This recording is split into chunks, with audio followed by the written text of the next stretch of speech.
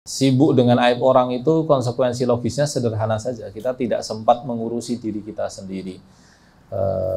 Bahkan kalau nggak hati-hati dia akan bisa jadi merasa benar dengan mengurusi orang lain, tapi kemudian dia kehilangan kesempatan yang berharga untuk mengurusi dirinya sendiri.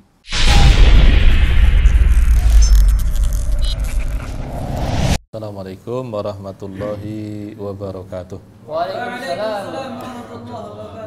Bismillahirrahmanirrahim. Alhamdulillahirabbil alamin wa bihi nasta'in ala umurid dunya waddin wassalatu wassalamu ala asyrafil anbiya'i wal mursalin Muhammadin wa ala alihi washabbihi ajma'in. Amma ba'du. Rabbana zidna ilma warzuqna fahma. Allahumma taqabbal minna siyamana wa qiyamana wa ruku'ana wa sujudana wa qira'atana al-Qur'an wa sadaqatana. Allahumma taqabbal minna innaka antas sami'ul alim wa tub alaina innaka antal ghafurur rahim. Dan kita ada di bulan Syawal, sebagai pembuka kita saling mendoakan dengan kalimat taqabbalallahu minna wa minkum. Ya, doa ini adalah doa yang sangat serius karena berkaitan dengan diterimanya amal kita. Kita betul-betul berharap kepada Allah agar amal kita diterima. Jangan sampai lelah-lelah kita di bulan Ramadan, ya, tidak makan, tidak minum, berpuasa di siang hari, kemudian sholat taraweh di malam hari, lalu Quran, sedekah dan sebagainya, ternyata tidak diterima Allah Subhanahu wa Ta'ala. Kalau yang Ramadan kemarin itu ada yang di Jogja ini sudah ada yang sholat tarawehnya itu 30 juz. Di Yudonegara itu sudah ada yang tarawehnya itu 30 juz. Startnya setengah 8 malam, selesainya jam 4 kurang seperempat. Itu luar biasa itu. Jos itu. Enggak banyak. Dan tidak direkomendasikan. Bukan karena apa-apa ya, kalau siap ya ikut aja, kalau enggak ya. Lalu bahasan kita pada sore hari ini, sebelum masuk ke bahasan sabar, ada satu bahasan tersisa pendek saja tentang fawaidu muhasabatin nafsi. Faidah-faidah mencermati diri kita sendiri. Jadi muhasabatun nafs itu yang menilai, mencermati, menimbang, menakar diri kita sendiri. Orang itu kalau biasa bermuhasabatun nafs, dia tahu apa yang harus dia lakukan. Tapi kalau orang tidak terbiasa menilai dirinya sendiri, tidak terbiasa menakar dirinya sendiri, maka dia akan cenderung untuk melakukan banyak kesalahan. Ya, dia tidak tahu nilai dirinya, apa yang harus diperbuat, apa yang seharusnya dilakukan terus-menerus, apa yang sesekali perlu dilakukan, karena dia tidak tahu mengenai nilai dirinya sendiri. Nah, terbiasa dengan muhasabatun nafas ini penting ya, dan orang yang terbiasa dengan muhasabatun nafas ini dia akan terhindar dari hal-hal yang tidak penting. Contohnya apa? Ada banyak orang, saya beberapa saat ini sedang merasa sedih ketika kan ada satu orang artis ya menikah dengan artis yang lain kemudian hijrah gitu. Nggak usah sebut nama lah, meskipun namanya sudah tersebar. Hanya menjadi masalahnya begini, caranya menyelesaikan masalah tidak menggunakan cara Islam sebagaimana dia sudah berhijrah. Hijrahnya itu masih sangat permukaan ya, masih sekedar mungkin tampilannya dan beberapa kebiasaannya saja. Yang saya khawatirkan adalah ketika yang laki-laki ini dengan semua kesalahannya, kita tidak membela sedikit pun ya, salah-salah saja sudah. Tetapi kalau kemudian perlakuannya seperti yang saya khawatirkan adalah ketika dia merasa tidak mendapatkan naungan di lingkungan muslimnya, dia akan kembali ke lingkungan itu kan sesuatu yang lebih buruk dibandingkan dosa yang dia lakukan. Sementara yang perempuan ketika dia mengunggah masalahnya di media sosial itu kan sebetulnya kan cara menyelesaikan persoalan khas artis kan sebetulnya, bukan cara Islam itu. Nah kalau dia sudah berhijrah kan sebetulnya cara menyelesaikannya ya sudah, kalau mau cerai saja. Ya, jadi pisah-pisah yang baik, bersama yang baik, itu saja sebetulnya. Tidak perlu ada drama-drama gaya Korea atau entah gaya Koreanya entah Korea Utara maupun Korea Selatan terserah ya. Kalau gaya Korea Utara kayaknya menarik gitu. Langsung dikirimkan nuklir itu. Nah itu kan, ini sesuatu yang menyedihkan. Nah itu sebetulnya. Pada asalnya kita orang beriman ini tidak rela orang beriman siapapun itu yang melakukan perbuatan dosa sebetulnya kan. Itu kaidah dasar yang kita pegang. Terbiasa muhasabatun nafas itu kita akan sibuk mengurusi diri kita sendiri dan tidak sibuk mengurusi orang lain. Ya. Mengurusi orang lain itu sejauh pada kita mendoakan kebaikan untuk mereka dan sejauh apa yang menjadi perintah Allah yaitu yang kita lakukan. Misalkan amar ma'ruf nahi mungkar, selebihnya ya sudah. Baik, terus kemudian di sini dikatakan di antara faidah dari muhasabatun nafas itu apa? Yang pertama adalah al-ittila ala uyubi nafsihi. Dia akan sibuk dengan aibnya sendiri. Nah ini dia, sibuk dengan aib orang itu konsekuensi logisnya sederhana saja. Kita tidak sempat mengurusi diri kita sendiri.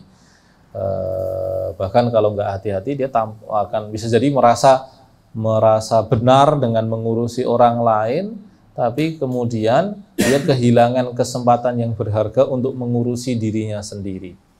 Padahal mengurusi diri sendiri ini berkaitan dengan dua hal, tahliyah dan tahliyah. Tahliyah pakai kha itu artinya adalah melepaskan diri dari berbagai aib, ya. Sedangkan tahliyah pakai ha itu artinya adalah sibuk menghiasi diri dengan kebaikan-kebaikan. Nah, ketika orang sibuk mengurusi orang lain, pasti dua hal itu tidak sempat dia lakukan. Nah, itu dia.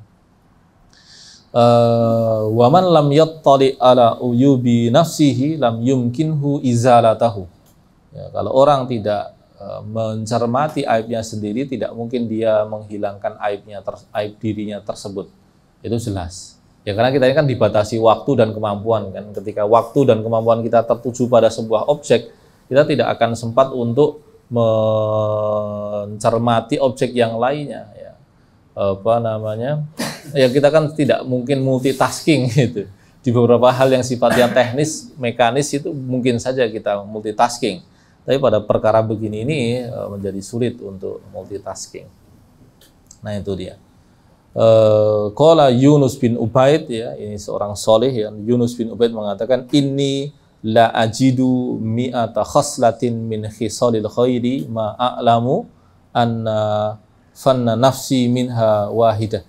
Nah, saya mendapati banyak sekali kebaikan dan saya tidak tahu saya itu punya satu dari kebaikan itu atau tidak. Nah, apa maksud dari ungkapan ini? Orang yang sibuk dengan muhasabatun nafas itu dia akan menyadari kekurangan dirinya dan dia ketika mencoba mengkomparasikan, membandingkan antara dirinya dengan bentuk-bentuk kebaikan yang hendaknya dilakukan itu, dia sadar, oh saya kurang di sini, saya kurang di sini, saya belum bisa ini, belum bisa ini. Tapi kalau kita tidak sibuk dengan muhasabatun nafas itu rasanya kita sudah baik. Ya, di antara jebakan orang yang tidak sibuk dengan aibnya sendiri adalah dia merasa sudah baik. Saya sudah baik A, B, C, D, E begitu. Tapi ketika dia mulai mencermati dirinya, dia mulai sadar, oh ternyata A dia kurang. Dia coba cermati sabar. Kayaknya saya nggak sabar-sabar amat. Lalu kemudian pemberani, saya juga tampaknya nggak begitu pemberani. Dermawan, saya juga tampaknya juga tidak dermawan. Kita sadar gitu. Mencermati, saya bukan ahli puasa, saya ahli sholat malam juga minimalis sekali, Quran saya terbatas. Dia akan menyadari kekurangan dirinya. Tapi kalau dia tidak mencermati dirinya tersebut, dia merasa sudah baik-baik saja kok. Nah itu dia. Begitu dia merasa dirinya baik, maka pasti relasinya dengan orang akan bermasalah. Baik kemudian dia akan sibuk mengurusi aib orang, dan kemudian dia tidak sempat mengurusi aibnya sendiri, serta kemudian yang ketiga, yang paling parah adalah dia merasa dirinya lebih baik dari orang lain karena dia tidak sempat mencermati aibnya sendiri. Tapi begitu dia mencermati, dia langsung sadar, oh ternyata saya tidak ada apa-apanya. Dan akhirnya kemudian kita tidak sempat untuk merasa layak, untuk merasa lebih baik dari orang lain gitu. Nah, Muhammad bin Wasi' mengatakan, laukana lidzunubi rihun ma qadara ahadun ayyajlisa ilayya. Nah, ini kalimat yang lain ya. Andaikan dosa itu ada baunya, pasti tidak ada seorang pun yang mau duduk bersama diriku. Nah, ini kalimat yang lain itu yang menunjukkan bahwa dia sadar diri itu. Saya punya banyak kekurangan dan betapa Allah itu baik sekali ya menutupi aib saya sehingga orang itu masih menganggap diri saya baik. Gitu. Kalau kemudian andaikan aib saya itu Allah wujudkan dalam bentuk bau begitu, pasti nggak ada yang mau tuh duduk bareng saya gitu. Dia pasti nggak akan nyaman dengan diri kita ini.